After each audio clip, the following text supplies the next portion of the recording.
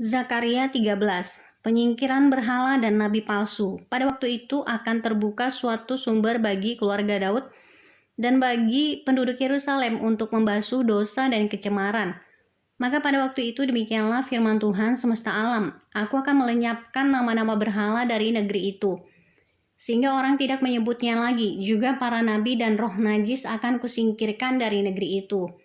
Dan apabila seseorang masih tampil sebagai nabi, maka ayahnya dan ibunya yang telah memperanakan dia akan berkata kepadanya, "Janganlah engkau hidup lagi, sebab yang kau katakan demi nama Tuhan itu adalah dusta." Lalu ayahnya dan ibunya yang telah memperanakan dia akan menikam dia pada waktu ia bernubuat. Pada waktu itu para nabi masing-masing akan mendapat malu oleh karena penglihatannya sebagai nabi.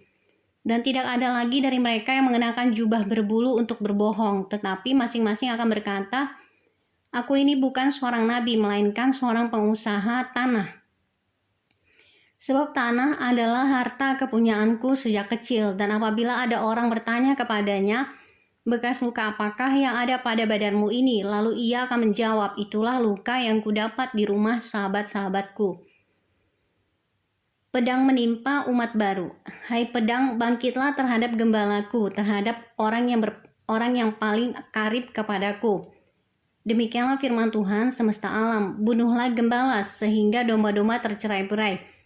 Aku akan mengenakan tanganku terhadap yang lemah, maka di seluruh negeri demikianlah firman Tuhan, 2/3 daripadanya akan dilenyapkan.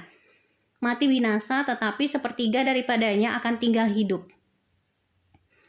Aku akan menaruh yang 1/3 itu dalam api dan akan memurnikan mereka seperti orang memurnikan perak.